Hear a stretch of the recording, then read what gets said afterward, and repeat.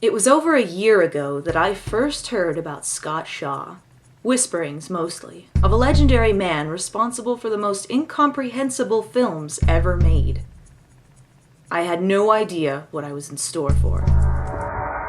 Rizulka. She was the one who set the chain reaction, but I didn't know it yet. She had sent me a copy of the film The Rollerblade 7, promising a hilarious B-movie starring Frank Stallone. This was Shaw's beginnings, buried in symbolic bullshit. Unaware of what I had, I let the film sit, waiting. I wasn't ready then. Flash forward to late 2011. It was while I was doing a random Amazon search of Joe Estevez films that I noticed a movie called Baby Ghost. It looked fucking ridiculous. After immediately finding and purchasing the film, I looked into the director, Donald G. Jackson, most famously known for directing the Frogtown series. I watched Hell Comes to Frogtown, Return to Frogtown, and then finally, there was Shaw again. And it was glorious. I had to watch as many of his films as I could. They were just as appalling as I'd hoped. And lower I sank into the rabbit hole, taking a long, still ongoing journey into the fabulous world of Zen filmmaking. And finally, I was ready. This is Max Hell, Frog Warrior. Okay folks, let's start with an explanation for the uninitiated. I did a video just before this called Scott Shaw and Zen Filmmaking, which will give you a more informative understanding of Shaw's background and what this style of filmmaking is. If you don't want to take the time to watch it, the short version is thus. Scott Shaw is a martial artist who invented Zen filmmaking, which is the art of creating a film without a script. The movie's premise is thought up, and the actors are given the general idea of how a scene should play out, and they proceed to improvise the entire thing. This is meant to create film art, but mostly it's just covering up for lazy mistakes. Shaw met Donald G. Jackson in the 90s, and they collaborated on several films afterwards using the Zen filmmaking style. They were broskies. Max Hell, Frog Warrior is one of these Zen films. This leads us into the background of this movie. For those of you who know what the Frogtown series is, or at least took the time to look it up on IMDb, you'll know that this is actually listed as the 4th film in the series, and the 3rd film is called Toad Warrior. Well, hate to break it to you, but IMDb is wrong. Max Hell, Frog Warrior is Toad Warrior, just cut differently. Basically what happened is, Toad Warrior was the original cut of the film, but Shaw and Jackson weren't happy with how it turned out and let it sit for a while. But a distribution company got a hold of the film and for some unfathomable reason decided to release it, so now there are 2 cuts, the Toad Warrior version and the Max Hell version. Since the filmmakers endorsed the Max Hell cut, that's the one I'm going to focus on. However, the 2 films have some differences, most particularly with the ending, so I will be talking about Toad Warrior as well. The reason for this confusion isn't just because these 2 films were released separately and cut differently, it's because Shaw recuts and re-releases his films all the time, leading to no less than 3 versions of just about every movie he's done.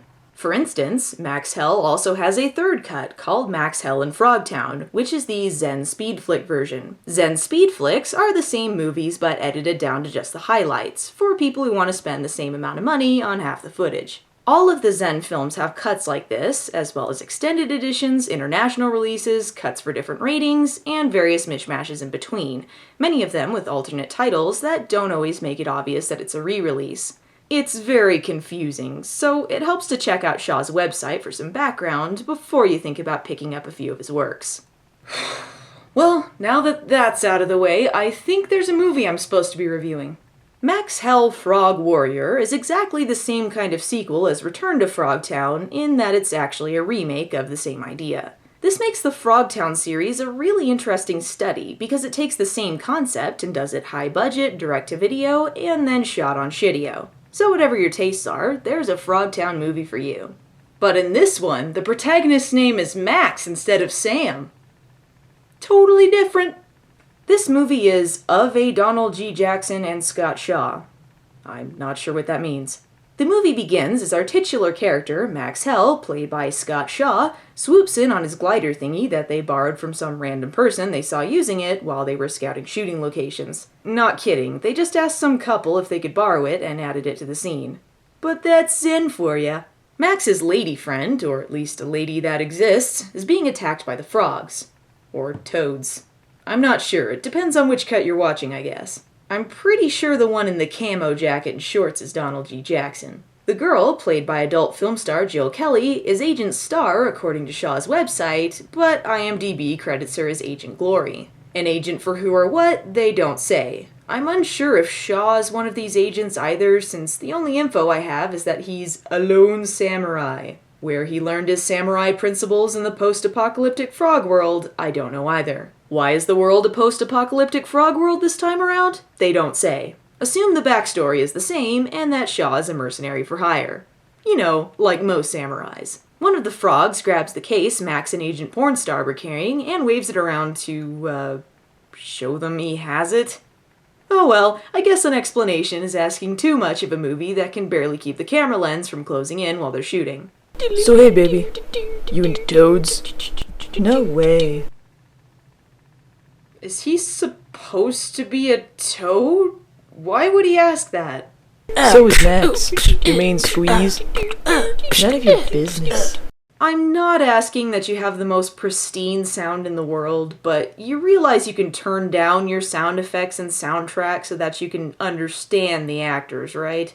Oh well, that's Zen. Zenny Zen Zen. Car Guy tries to get Agent Glory to ditch the samurai, and we get this bit.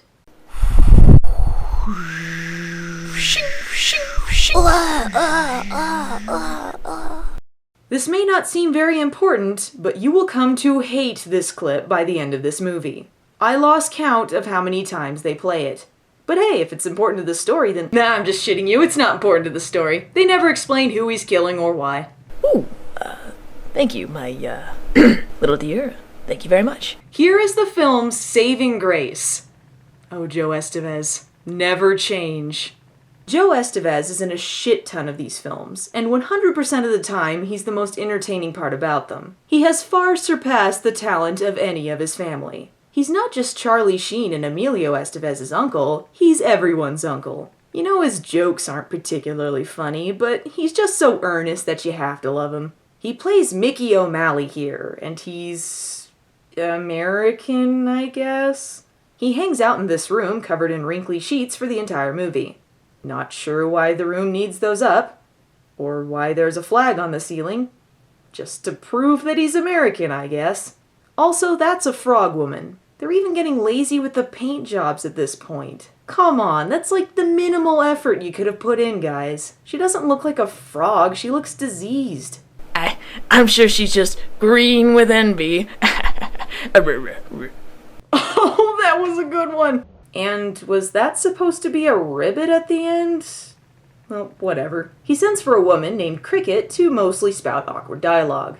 You're looking lovely as ever, although little green eyeshadow. Oh, well, that's your choice, of course. Frogs like that? Anyway, the reason I called you see, I've been having some trouble with that Humphrey bullfrog. Humphrey Bullfrog. Holy shit. They're not even doing real frog references anymore. They're just coming up with half puns at this point. And I shit you not, this is Humphrey Bullfrog. Yeah, fedora, coat, whole 9 yards. Why? Why? So Glory, what was that got stolen from you, by that toad out there in the wasteland? Dr. Trixie T's Toad Serum. Toad Serum? Toad Serum! Now they're just reusing the plot of Return to Frogtown, but at least that one had Rocket Rangers and a frog band. But the serum this time around? It's supposed to keep humans from turning into frogs. Yeah, the Toad Serum is to prevent them from turning into frogs. Oh, okay. What? So let me see if I understand this correctly.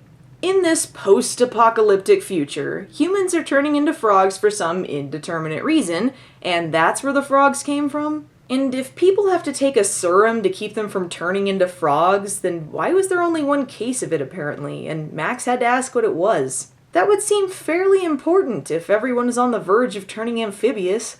And they never explain why this seems to be an issue for people. Maybe you could make up a reason of your own, like nuclear fallout causes terminal frogness. But there isn't an explanation I can think of that doesn't sound stupid. I am sad to think of some poor person watching this without having any context from the previous Frogtown films. So, are you gonna help me or what? Help you do what? Help me get it back. What's in it for me? Ah, what's in it for me? The ultimate samurai code. Truly, it is a way of honor. I can pay you back the way I used to. Think I'll take the money.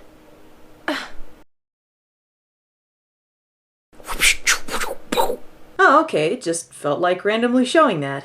So anyway, Cricket goes to Humphrey Bullfrog to collect some money that he owes to Joe Estevez, and the audience desperately tries to understand the dialogue through this awful filter. This is the only thing that they can get out of me, Dolly. A croissant? Cricket leaves, and Bullfrog is attacked by some random guy because, Hey, look over there! That's when Max shows up and demonstrates just how awesome of a guy he is. Yeah, I could help, but, what's in it for me? Alright, throw in hibiscus. Yeah, I could get a few dollars for her on the black market. Oh snap! Keep showing that samurai honor! And why does that frog lady have a mask on? They're not even consistent in the same movie. So Max decides that he can stop being lazy for a bit to help Humphrey out via showing the same punch 3 times. What else you got to offer me? Remember Dr. Trixie T? She was Yeah. kidnapped a couple weeks ago by Mr. Big. Mr. Big, huh? Yeah, Mr. Big. Beautiful editing. Truly, this is film art. What did he say?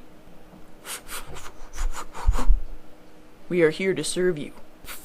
Zen films need no second takes. Takes are nothing but an obstacle on the path to cinematic enlightenment. Say, do you like ham? Alright. I want you to go out and find that Dr. Trixie T and bring her to me. Delicious. Ah, the busy highway. Truly the sign of a desolate apocalypse. After recapping this, Humphrey Bullfrog sends Max out to go rescue Trixie. But I thought he was already on that mission because he was working with Agent Glory? Did we just forget the first part of the movie? Well, he seemed to say the only dough you're gonna get is a croissant.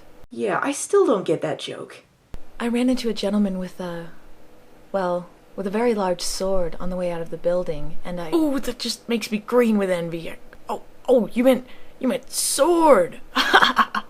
A, is there something you want to tell us, Estevez? And B, you're recycling the green with envy joke and we're less than 15 minutes into the movie?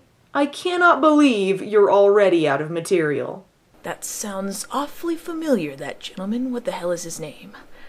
It's on the tip of my tongue. I know it. What the hell is it?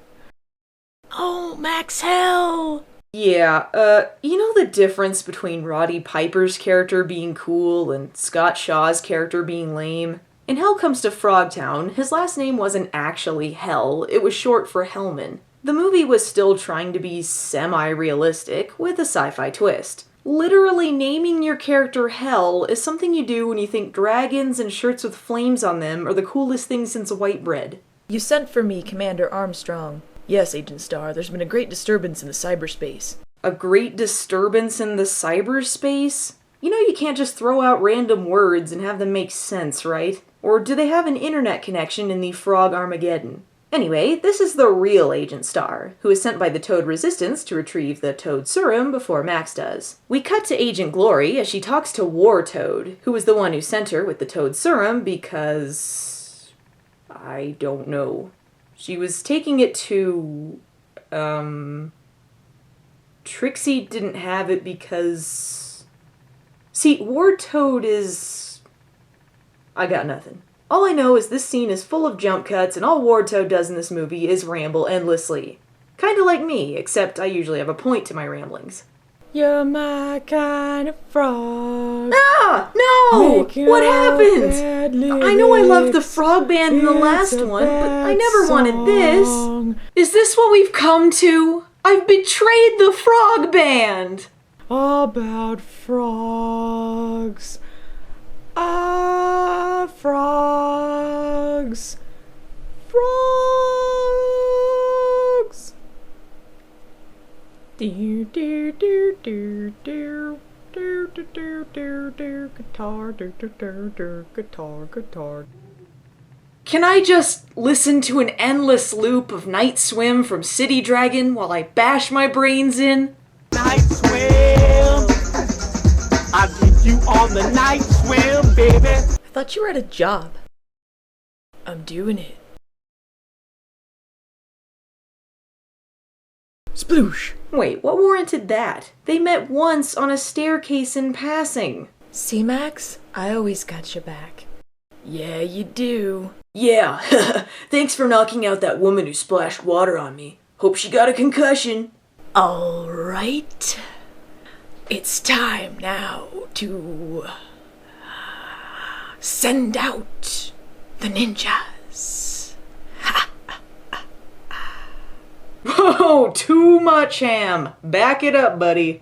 They walk around for a bit before fighting some of Estevez's goons again. You'll be interested to know that none of these fight scenes are choreographed. And yes, Scott Shaw is actually an accomplished martial artist. Improvising fight scenes is incredibly safe. Not to mention, it looks great. And now they're running because, I guess we're cutting to the next scene. By the way, this is our new Spangle. Yeah.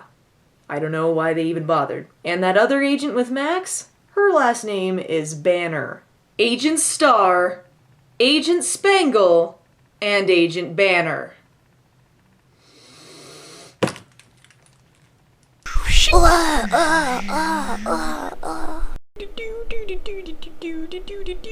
Ah, art. I feel the artiness arting my very soul. You managed to get your girlfriend kidnapped and the serum stolen. First of all, she's not my girlfriend. Second of all, I had nothing to do with that serum getting stolen. I mean, you're one to talk. You work for that camo-wearing egomaniac who thinks he's gonna take over the earth. At least I have morals, Max. I don't need work for money. Money. Yeah, I suppose there's some more important things in life, but, I just haven't found them yet. You're a... So, I like it. first of all, she's not my girlfriend. You're one to talk. You work for that camo-wearing egomaniac who thinks he's gonna take over the earth. Yeah, I suppose there's some more important things in life than, money. But I just haven't found him yet. You're one to talk. You work for that camo-wearing egomaniac who thinks he's gonna take over the earth. I suppose there's some more important things in life. But I just haven't found him yet. That was a good one. Her art! And you couldn't even keep the aspect ratio consistent? Really? And considering Shaw's method of paying actors, which is to say not at all, the irony of the money is the most important thing part of the gag is not lost on me. Mind you, the joke of this scene playing out the exact same way for all three women is not presented one after the other here. It's broken up by more poorly choreographed fights, War Toad's boring ramblings, and another shot of Shaw killing that guy in silhouette, but the Toad Warrior cut? Yeah, that's almost exactly how the gag is presented, in case we wouldn't get it otherwise. Oh, and back to Max Hell, there's this, which I will present to you exactly how it plays out in the movie. Wong. Shink, shink, shink, shink, shink. Wong. Ribbit, ribbit, You know, ribbit, ribbit. things that ribbit at night Ribbit, ribbit. really bother me. Ribbit, ribbit, ribbit, ribbit, ribbit, ribbit, ribbit, ribbit, ribbit, ribbit. So, what's a nice girl like you doing in a place like this? I don't really care. Beautiful. Meanwhile, Estevez tries to coax Trixie into giving him the Toad formula. Why doesn't she give it to him? Why would she need to hide the formula for the serum that keeps people from turning into frogs? And why did the bad guys need to capture her anyway? Was she keeping the serum from them? That seems like a really asshole thing for the good guys to do, to be honest. And Max visits War Toad for some reason. What do you know about killing?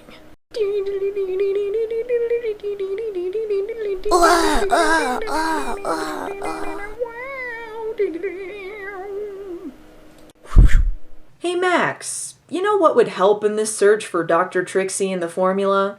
How about you look for the guy you were told did it at the beginning of the movie? He knows Estevez was the one who kidnapped her, so why the hell is he just wandering around the wasteland?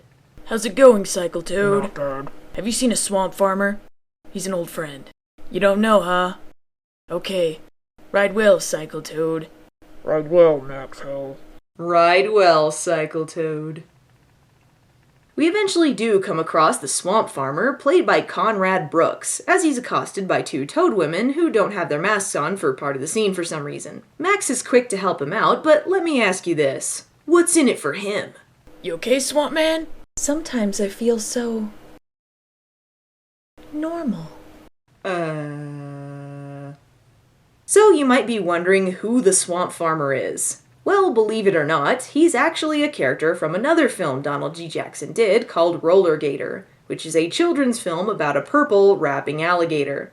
I shit you not, these two films exist in the same universe. Not only that, but fucking Roller Gator himself cameos in this film.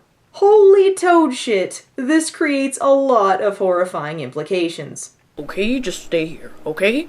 Alright. Listen to me. Alright? Alright. I'm gonna go back to sleep about 10 minutes. Then you wake me up. Alright. Be sure to stay at home. I don't want to lose you. Yeah. We'll see about that. Yes, folks, this makes this officially the prequel to Roller Gator. And War Toad rambles about Frog Nom. Frog Nom. Why is it that I feel like everything in this film needs to be repeated for emphasis? Wait a minute, I recognize you. You're Max Hell. You're a legend. A hero. You're on the internet and you have your own page. Oh, they actually do have the internet during the apocalypse? Is this the great disturbance in the cyberspace they were talking about?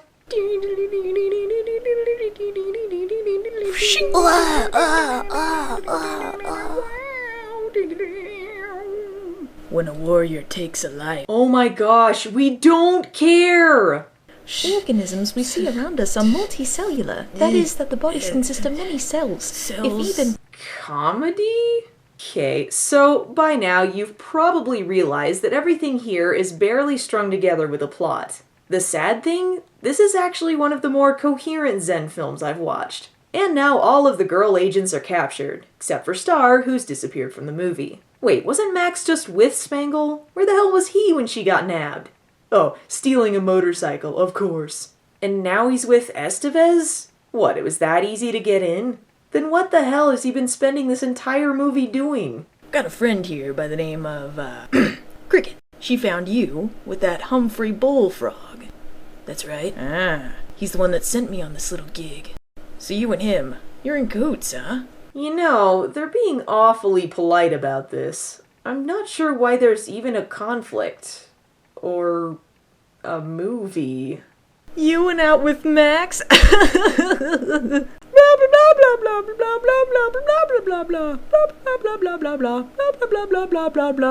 Funny joke. Okay, that was actually pretty funny. Why is she hitting the wall? There's a window right behind them. Oh, hell, you're really gonna like this. So they're buddies now?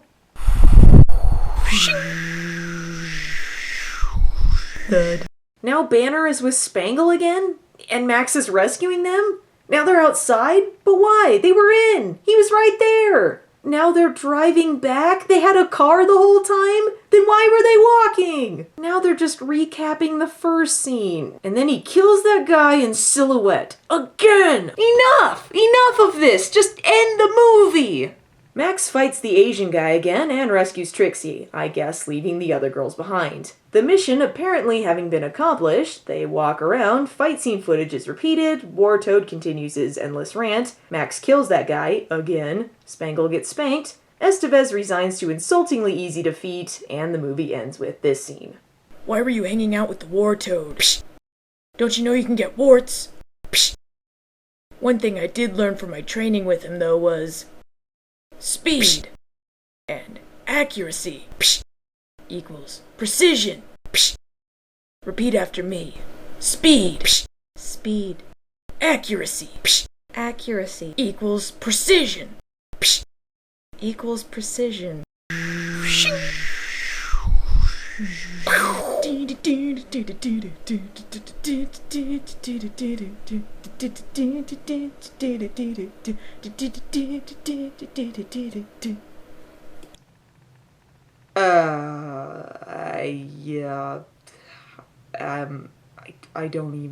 I don't know what's going on.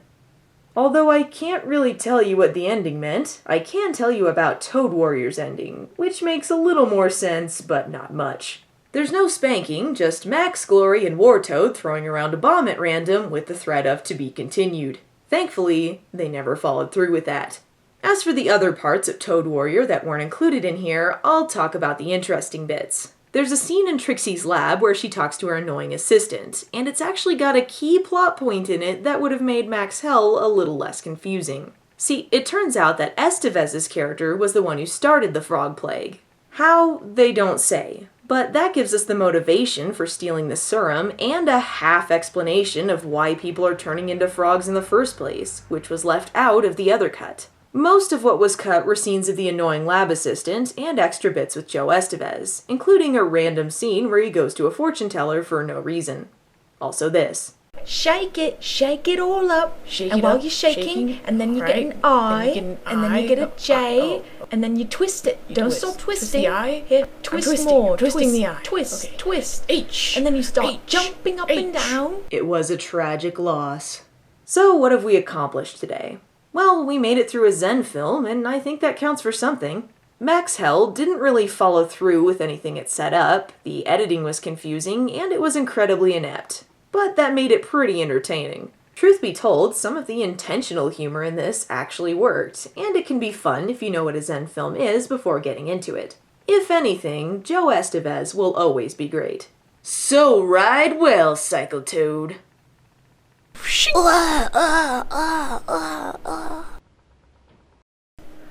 It's Max Hell. I'm making up a rap. I'm not good at rap, but I need a credit song. Max Hell. It wasn't very well, and it needed to be edited on Adele. I don't know what Adele, but Max Hell.